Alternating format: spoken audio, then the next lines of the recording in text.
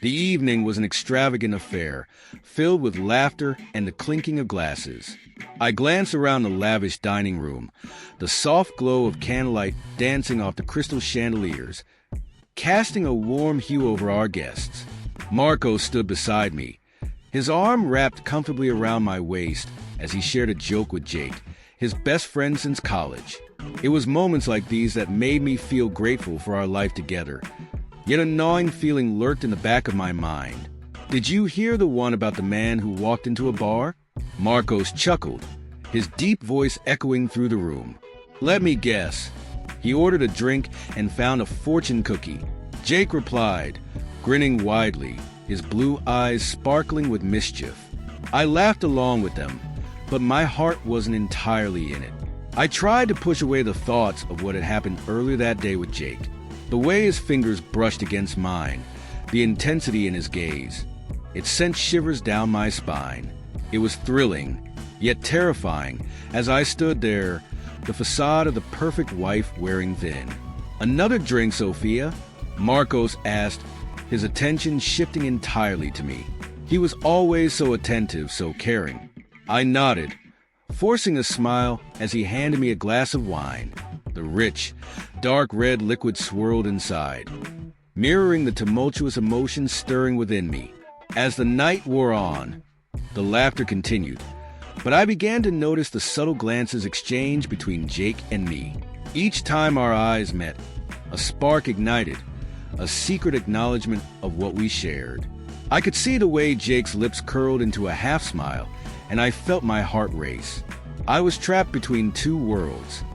The one I had built with Marcos, full of love and stability, and the dangerous thrill that Jake represented. Isn't this amazing? Jake said, leaning slightly closer to me, his voice low, so only I could hear. It's like we're in our own little bubble, away from the world. I fought the urge to lean into him, to feel the warmth of his body so close to mine. We should focus on the party, I replied softly, glancing back at Marcos, who was deep in conversation with some friends across the room. Come on, Sophia. Just one moment, Jake urged, his eyes locking onto mine with an intensity that made my heart flutter. We both know there's something more here. I felt trapped, my breath hitching in my throat.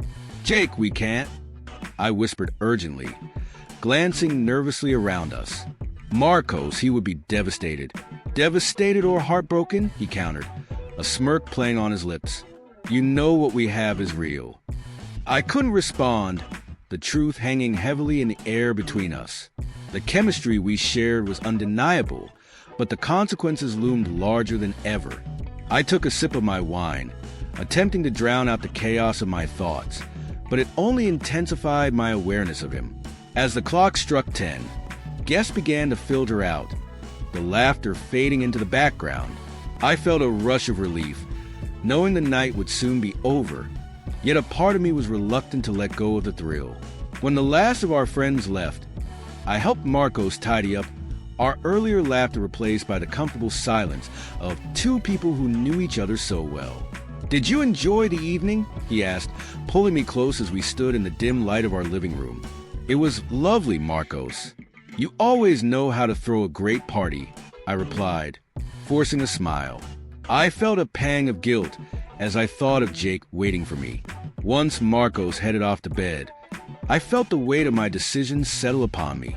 I grabbed my purse and slipped out of the house, heart racing as I made my way to Jake's apartment. Each step felt like a betrayal, but the allure of being with him was overpowering.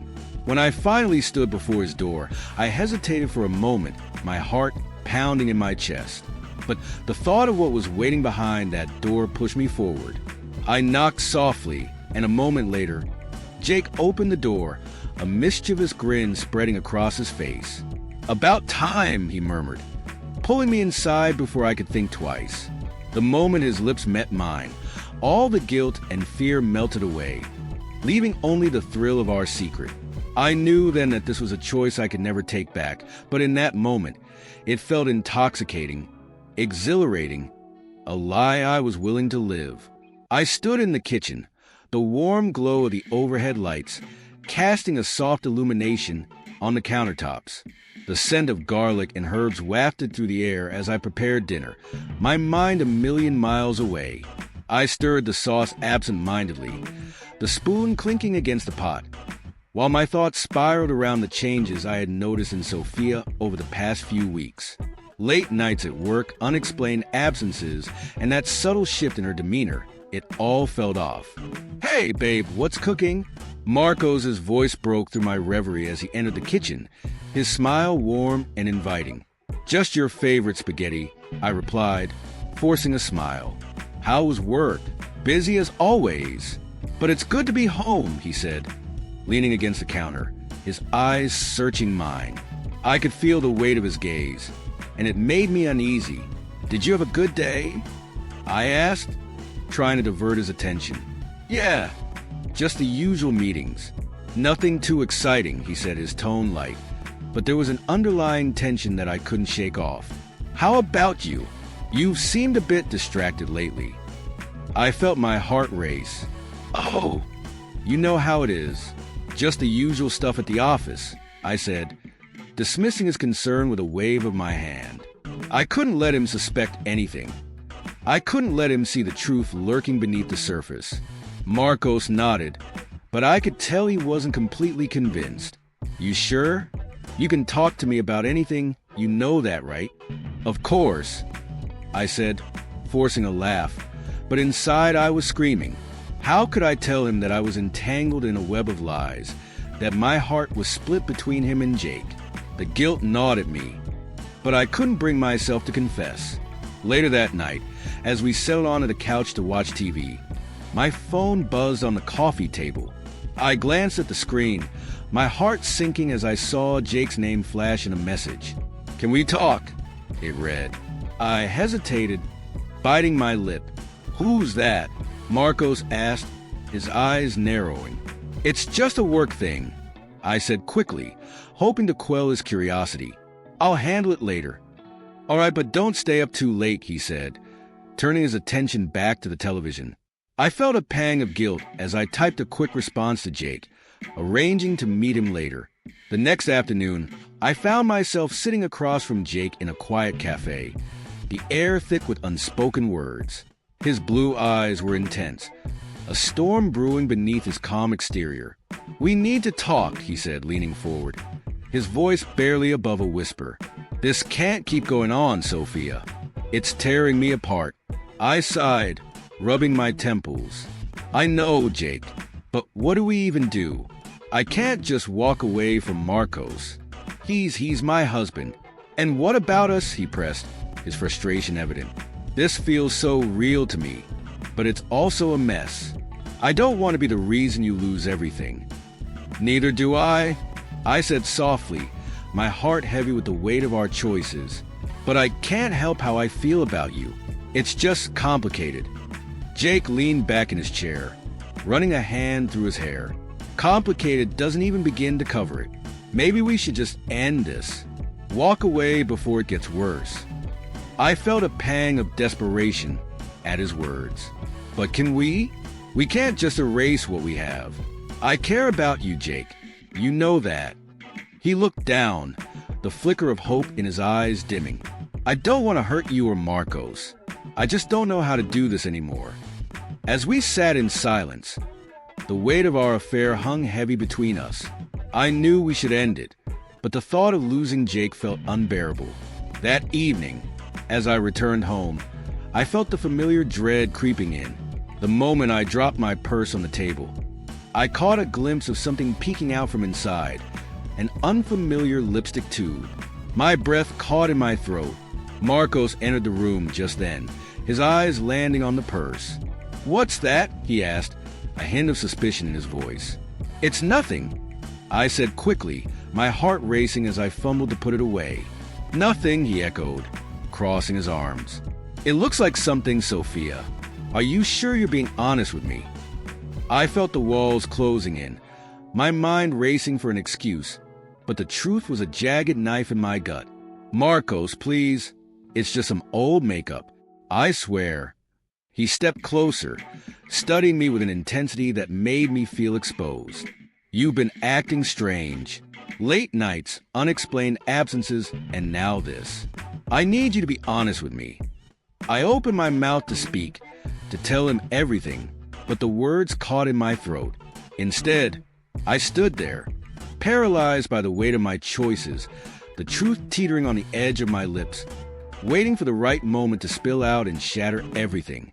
The tension in the air was palpable as I faced Marcos across the dining table, the remnants of our dinner untouched.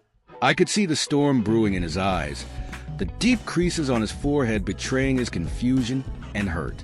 Sophia, just tell me the truth. Are you seeing someone? His voice was steady, but I could hear the tremor beneath it. Marcos, how can you even think that? I replied, my heart racing as I instinctively tried to defend myself. You know I love you. I've just been busy with work. My mind raced, searching for the right words, but the weight of my lie hung heavily between us. Busy with work, he scoffed, leaning back in his chair, arms crossed over his chest. You've been coming home late, disappearing without a word. It's not like you, Sophia. Something's off, and I need you to be honest with me. I felt the walls closing in. The truth was a slippery beast, and I was terrified of its consequences. I swear, it's nothing. I'm just what? Avoiding me? He leaned forward, his voice low and intense.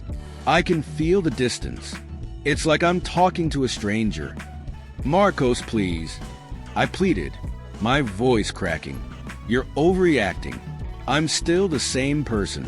I just need some space sometimes. He shook his head, a mix of frustration and sadness etched on his face. Space?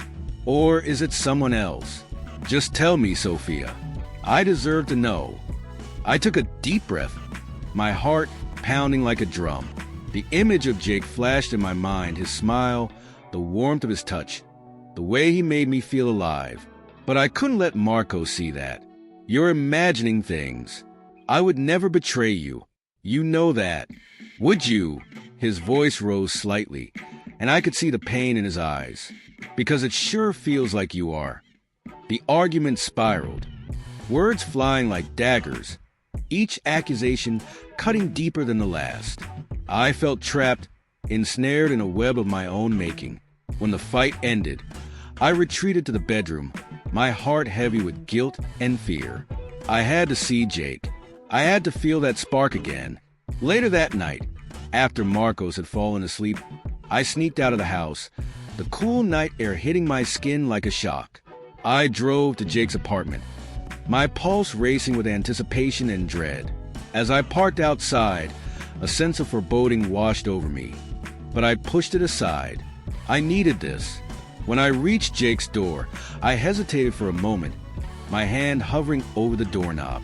What am I doing? I whispered to myself.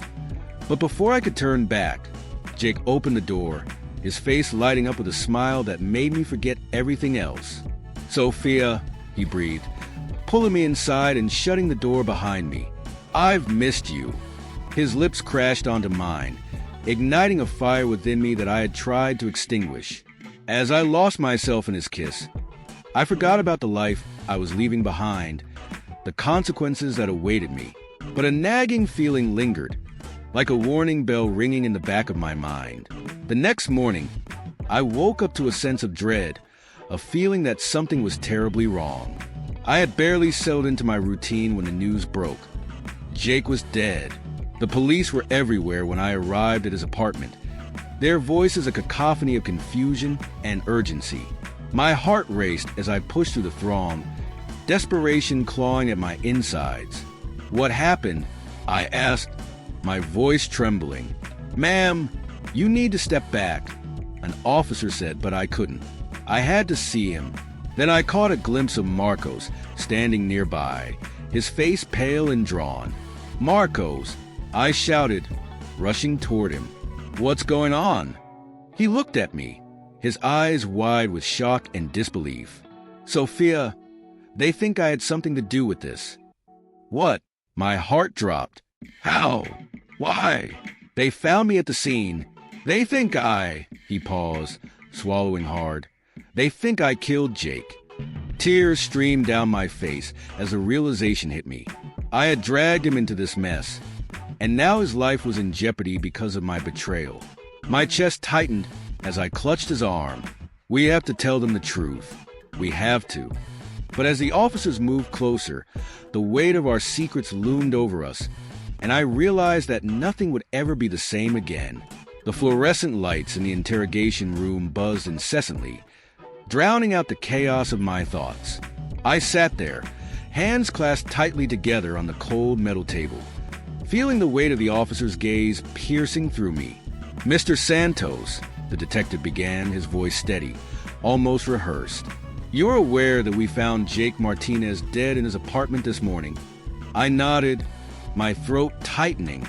"Yes, I can't believe it." The words barely left my lips, each syllable a struggle. "You were the last person seen with him, Marcos. You two were close friends, weren't you?" His eyes narrowed, and I could feel the underlying accusation. "What can you tell us about your relationship with Mr. Martinez?" "Jake was my best friend," I said, my voice slightly cracking. "We've known each other for years. I don't understand how this could have happened." I could feel my heartbeat quickening, each thump echoing in my ears. The detective leaned back in his chair, arms crossed. "We found a bloody handkerchief in Jake's apartment. Your fingerprints are on it." Panic surged through me. "That doesn't mean anything. I was there yesterday. I went to talk to him about Sophia." My voice trailed off, and I cursed myself for mentioning her name, the very person who had become the center of the storm. "Your wife," he continued, jotting down notes. "You had a fight with her recently, didn't you? Over these late nights. Her changed behavior. You're telling me there's nothing more to it?" "I didn't hurt Jake," I insisted, my voice rising. "Yes, we had issues, but I loved him like a brother. I would never—" "Let's focus on the facts, shall we?" The detective interrupted. "Tell us about the last time you saw Jake." I swallowed hard, the memory flashing vividly in my mind. It was just a regular visit. We talked about life, you know. I had no idea he was in any trouble. He seemed fine. "Fine?" The detective raised an eyebrow. "We've spoken to several people who say Jake was paranoid, worried about something he couldn't control. Did he mention anything to you?" I shook my head, my mind racing back to the last moments we shared. "No, he didn't say anything, but he was different lately. He seemed anxious, restless. Restless enough to be worried about you finding out about him and Sophia?" The detective pressed harder, the air in the room thickening with an unspoken accusation. I clenched my fists under the table, feeling the heat rise in my chest. "That's not fair. I didn't know about them until after." I trailed off, realization dawning on me. "Wait, you think I killed him because of Sophia? Let's not get ahead of ourselves." The detective's tone was calm, but his eyes told a different story. "We're just trying to understand the motive. Understand this. I didn't kill Jake. I loved him," I said, my voice breaking. "He was my best friend. Yes, I was hurt, but not to the point of murder. I wouldn't do that." The door creaked open and Sophia stepped in, her face pale. My heart dropped at the sight of her. I wanted to reach out, to tell her everything was going to be okay, but the tension hung thick in the air. "Marcos," she whispered, her eyes filled with fear. I heard what happened." "I'm fine," I replied, forcing a smile that felt more like a grimace. "They're just asking questions." The detective leaned forward, sensing the shift in dynamics. "You might want to reconsider your stance, ma'am. We believe your husband has something to hide." Sophia's gaze darted to me, confusion and fear swirling in her eyes. "Marcos, what—" "I didn't do anything," I interjected sharply. "I'm being accused of something I didn't do. I love Jake, Sophia. I would never hurt him." "But they found evidence," she whispered, her voice trembling. What if they think you're guilty? Then we need to make them see the truth," I said, desperation creeping into my tone. We need to figure out what really happened. Sophia's eyes filled with tears as she looked away, her silence speaking volumes. I could feel the chasm between us widening, the betrayal hanging unspoken in the air. As the detective continued to question me about my whereabouts, my mind raced with the realization that I was not just fighting for my freedom, but also for the love that felt like it was slipping through my fingers. Mr. Santos, the detective interrupted my thoughts. We're going to need to know everything about your relationship with Jake. Every detail could be crucial. I took a deep breath, knowing that whatever happened next could change everything. I had to find a way to prove my innocence, not just for myself, but for Sophia, for Jake's memory, and for the life we once shared. The weight of guilt hung heavily on my chest as I sat curled up on the couch, the dim light from the lamp casting shadows across the room. My mind was a chaotic whirlpool of thoughts, swirling around the mess I had created. I could hear the faint ticking of the clock on the wall, each tick a reminder of the time slipping away and the insurmountable consequences of my actions. How could I let things spiral so far out of control? Marcos was sitting at the kitchen table, his face buried in his hands. The lines of worry etched deeper than I had ever seen. The police had made him their prime suspect, and I felt the sharp pang of guilt pierce through me. I closed my eyes, contemplating confessing everything to the police.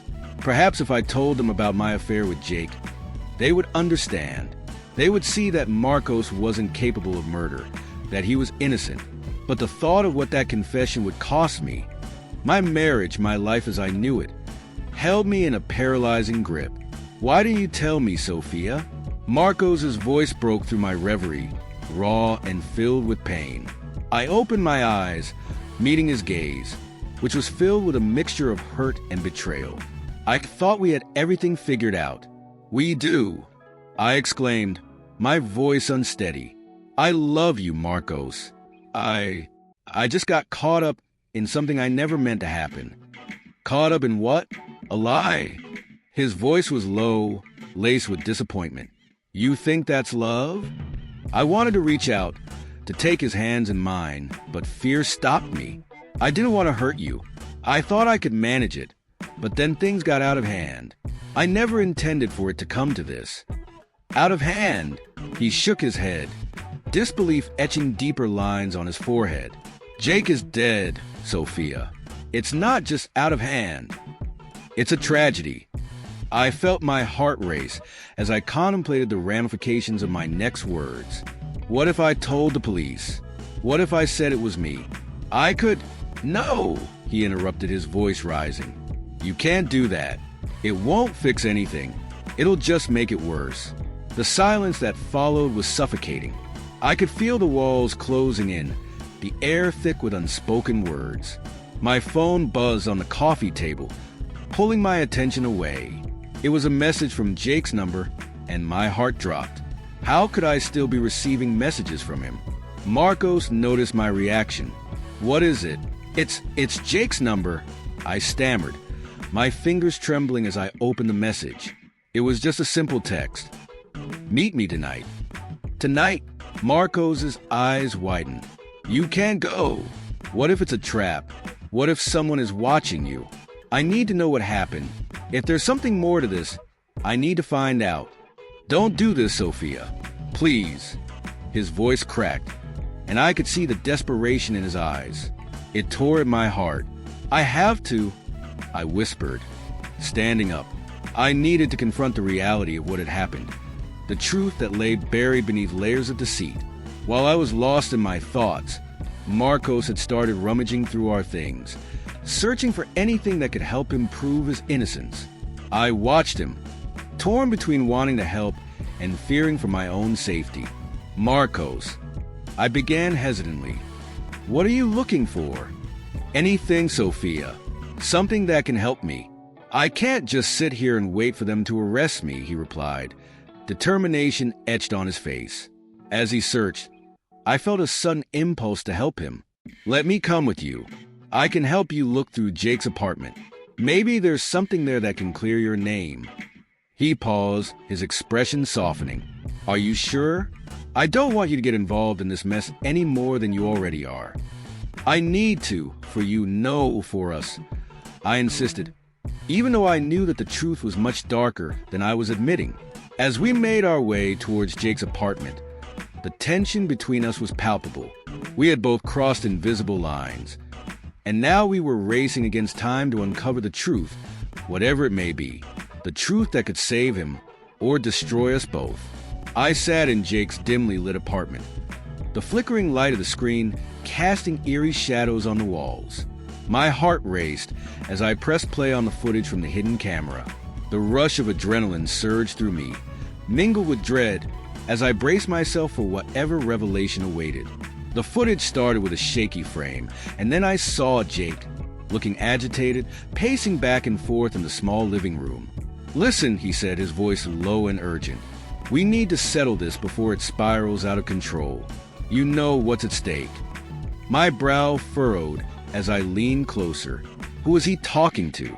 The camera angle shifted slightly, revealing a figure I couldn't make out, obscured in the shadows. This was the moment I had been waiting for, the key to understanding the chaos that had unfolded.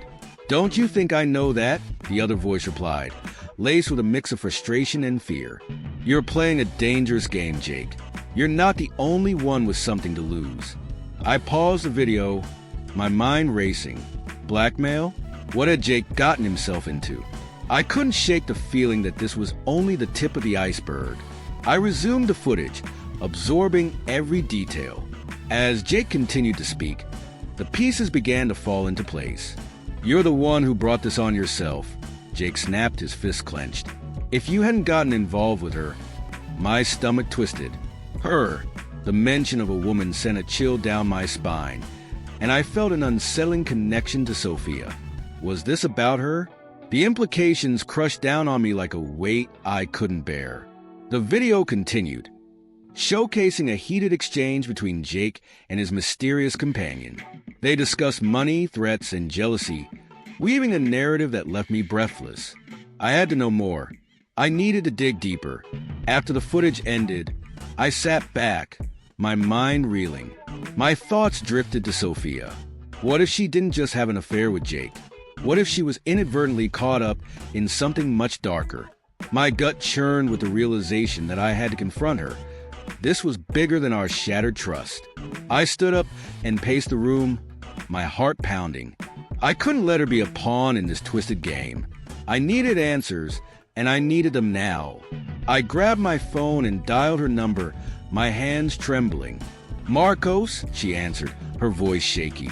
"Sophia, we need to talk. It's about Jake." "What about him?" Her tone shifted, a hint of panic creeping in. I saw the footage from his camera. He was involved in something dangerous, something that might have put him in harm's way. I explained, keeping my voice steady despite the storm brewing inside me. There was a long pause on the other end, and I could almost hear her heart racing. Marco sighed. "I don't know what to say." "Tell me the truth, Sophia.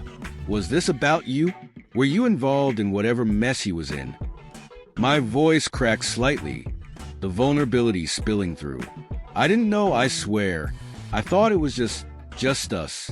I never imagined he was mixed up in something like this," she whispered, her voice trembling. The weight of her words hung heavy in the air. I could hear the sincerity in her voice, but the betrayal still stung deeply. "You have to be honest with me now. Who is he meeting? Who else is involved? This could be crucial for the police." "I don't know Marcos. He never spoke about it. He was always so secretive," she pleaded, desperation lacing her tone. "But I saw him with someone once, a friend of ours, someone who seemed off." I felt a flicker of anger at the thought of another friend possibly being embroiled in this chaos. "Who? Sophia? Please." "Daniel. It was Daniel. I saw them arguing one night after a party, and it didn't feel right," she confessed, her voice cracking under the weight of her own realization. My breath hitched. "Daniel, our mutual friend." The betrayal cut deeper than I could have imagined. "I need to go to the police," I said, my voice resolute. "They need to know." "Marcos, wait. Please, don't do anything rash. We need to think this through, she urged, panic rising in her voice. No, Sophia. This is bigger than us now. I have to clear my name and find the truth. I can't let them pin this on me.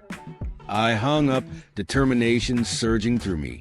As I stepped out of Jake's apartment, the weight of my world shifted yet again. The truth was within reach, and I wouldn't stop until I uncovered every last secret.